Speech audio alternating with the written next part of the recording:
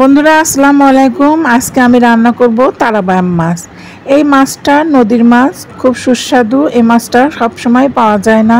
বড় মাছের চেয়ে এই মাছটাই বেশি সুস্বাদু। বড় মাছটা একটু গন্ধকয়, কিন্তু এই মাছটা কোনো রকম গন্ধকয় নয়। মাছটা রান্না করলে খুবই স্বাদ লাগে।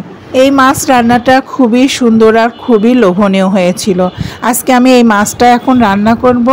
চুলায় একটা কড়াই বসিয়ে দিয়েছি। কড়াইটা গরম হয়ে গেলে আমি শুকনো মরিচ ফোড়নে দিয়ে পেঁয়াজটা গোলাপি করে ভেজে নেব। বাম মাছটা আলু দিয়ে রান্না করলে বেশি স্বাদ লাগে, কিন্তু এখন তো আলু মিষ্টি হয়ে গেছে, সেজন্য আলু দিয়ে রান্না করলে তরকারিটা মিষ্টি মিষ্টি লাগে। তরকারিটা যাতে মিষ্টি না হয় আলুর জন্য, সেজন্য আমি আলুটা আগে লবণ, হলুদ, মরিচের গুঁড়া দিয়ে সিদ্ধ করে নেব। পেঁয়াজ যখন গোলাপি হয়ে যাবে তখন আমি আলুগুলো দিয়ে একটু তেলের উপর ভেজে নেব। এর মধ্যে আমি বাটা মশলাগুলো দিয়ে দেবো। বাম মাছ রান্না করার জন্য আমি বাটা মশলার মধ্যে দেবো পেঁয়াজ, রসুন বাটা, একটু কাঁচা জিরা বাটা দিয়ে দেবো, হলুদের গুঁড়া দেবো, মরিচের গুঁড়া, লবণ দিয়ে মশলাটা তেলের উপর ভালো করে আলুর সঙ্গে কষিয়ে নেব। মশলাটা বেশ কিছুক্ষণ ধরে আলুর সঙ্গে কষাবো। মশলাটা যাতে ধরে না যায় সেজন্য আমি সামান্য পানি দিয়ে দেবো। পানি দিয়ে বেশ কিছুক্ষণ মশলাটা ভুনাতে থাকবো। এই পানি দিয়ে মশলাটা বেশ কিছুক্ষণ ধরে কষাতে থাকবো। এই পানিটা যতক্ষণ না শুকে ততক্ষণ মশলাটা আমি ভালো করে কষাতে থাকবো। যে কোনো মাছ রান্নাতেই মশলা কষানোটাই হচ্ছে স্বাদ। আবার খেয়াল রাখতে হবে মশলাটা যেন পুড়ে না যায়। বেশ কিছুক্ষণ মশলাটা ভালো করে নেড়ে চেড়ে কষিয়ে নেব।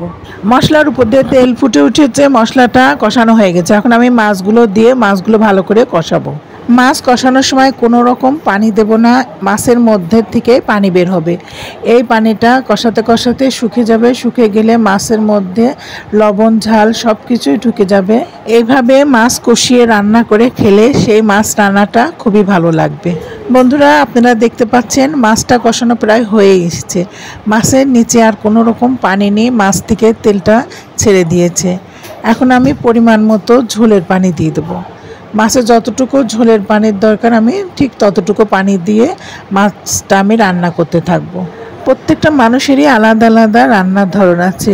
এক এক মানুষ এক এক রকম রান্না করে। অনেকেকে দেখি বাম মাছটা হাত মাখা করে রান্না করে।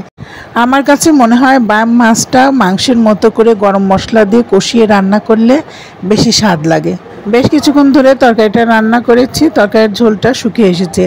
এখন আমি সেই গরম মশলা বাটাটা দিয়ে দেবো। মাছ রান্নাটা হয়ে গেলে নামানোর আগ দিয়ে যদি গরম মশলা, জিরা, তেজপাতা তেলের উপর পেঁয়াজ দিয়ে ভালো করে ভেজে সেটা মশলার একটা সুন্দর মশলা বেটে যদি দেওয়া যায় তাহলে সেই মাছ রান্নার স্বাদটা দ্বিগুণ বেড়ে যাবে। এই মাছ রান্নাটা মাংসের মতো স্বাদ লাগবে। বন্ধুরা, আমার মতো করে এভাবে মাছ রান্না করে খেয়ে দেখবেন, খুবই স্বাদ লাগে। আপনি কখন যে এক প্লেট ভাত খেয়ে ফেলবেন আপনি বুঝতেই পারবেন না।